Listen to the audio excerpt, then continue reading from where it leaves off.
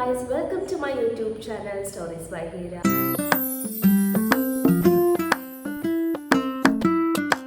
ഇന്നത്തെ നമ്മുടെ വീഡിയോ എന്താണെന്ന് വെച്ചാൽ ഒരു ഹോം മെയ്ഡ് ഗ്ലൂട്ടാത്തിയോൺ ഷോട്ടാണ്. സോ ഇതിനത്ര നമുക്ക് അവൈലബിൾ ആയിട്ടുള്ള ഇൻഗ്രീഡിയൻസും കാര്യങ്ങളൊക്കെ തന്നെ ഉള്ളൂ. ഈസിലി അവൈലബിൾ ആണ്. ചില കാറ്റഗറീസ് ഓഫ് പീപ്പിൾസിന് ഈ ഗ്ലൂട്ടാത്തിയോൺ ഷോട്ട് ഞാൻ സജസ്റ്റ് ചെയ്യില്ല, ബിക്കോസ് അത് അവർക്ക് അവരുടേതായ ഹെൽത്ത് പ്രോബ്ലംസ് ക്രിയേറ്റ് ചെയ്യും. സോ അത് കേൾക്കാതെ ഡയറക്റ്റ് പ്രിപ്പറേഷനിലോട്ട് പോയിട്ട് പണി വാങ്ങി കൂട്ടുക. അതിനു മുമ്പ് എന്താണ് ഗ്ലൂട്ടാത്തിയോൺ ഒരു കുഞ്ഞു ഇൻട്രോ പറയാം.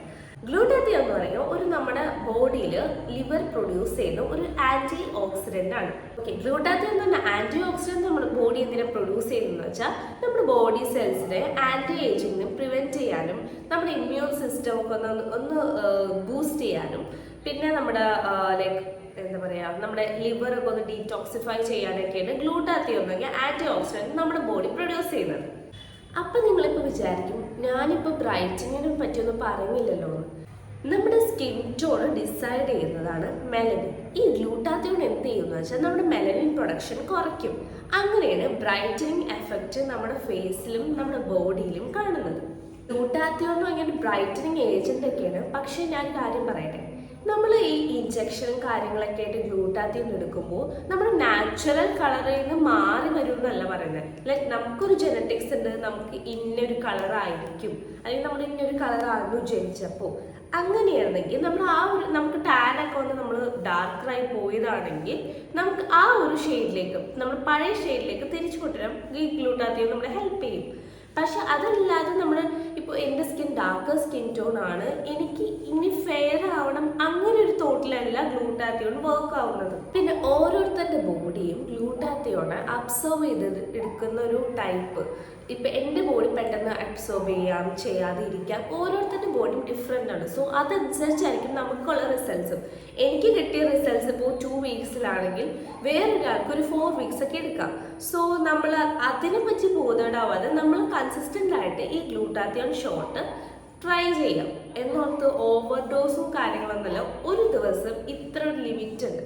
നമ്മൾ ആ ലിമിറ്റിൽ കാര്യങ്ങളിലും നമ്മൾ കൺസിസ്റ്റൻ്റ് ആയിട്ട് പോയാൽ നമുക്ക് നമ്മുടെ സ്കിൻ ടാനിങ് ഒക്കെ മാറി നമ്മുടെ സ്കിൻ നല്ലൊരു ഗ്ലോയും ബ്രൈറ്റനിങ് ലെവലാവും. ഓക്കെ, ഞാൻ പറയാൻ പോകുന്നത് ആർക്കൊക്കെ ഞാൻ ഈ ഗ്ലൂട്ടാത്തിയോൺ ഷോട്ട് റെക്കമെൻഡ് ചെയ്യില്ല എന്നാണ്. ഫസ്റ്റ് വൺ വന്നത് pregnant woman.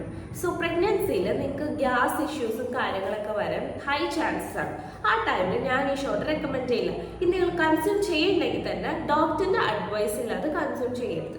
Second type of category peoples ആണ് കിഡ്നി സ്റ്റോൺ ഉള്ളവർ. കിഡ്നി സ്റ്റോൺ ഉള്ളവർ ഈ ഒരു ഷോട്ട് എന്ന് പറഞ്ഞാൽ ഹൈ ഇൻ വിറ്റമിൻ സി ആണ്. വിറ്റമിൻ സി എന്ന് പറഞ്ഞാൽ ഹൈ അളവിൽ ബോഡി ചെല്ലുമ്പോൾ തന്നെ കിഡ്നി സ്റ്റോൺ ഉള്ള ആൾക്കാർക്ക് ഹൈ റിസ്ക് ആവാൻ ചാൻസ് ഉണ്ട്.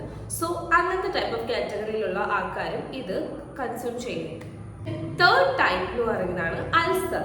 ഈ സ്റ്റൊമക്കിൽ അൾസേഴ്സ് അങ്ങനെയുള്ള ആൾക്കാർക്കൊക്കെ ഇത് ഞാൻ റെക്കമെൻഡ് ചെയ്യില്ല.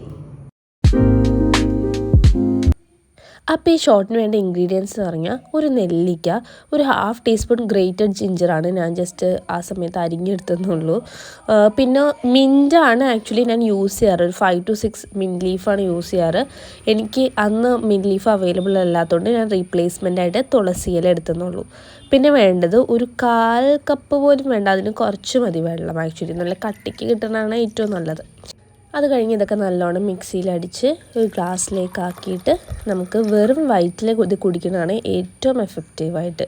ഇപ്പോൾ ഗ്യാസൊക്കെ പെട്ടെന്ന് ഗ്യാസ് കയറുന്ന ആൾക്കാരാണെങ്കിൽ ഇത് നമുക്ക് ഒരു 10 to 11 AM നിങ്ങളുടെ ബ്രേക്ക്ഫാസ്റ്റൊക്കെ കഴിഞ്ഞിട്ട് ഈ ഒരു ഷോട്ട് കുടിക്കാം.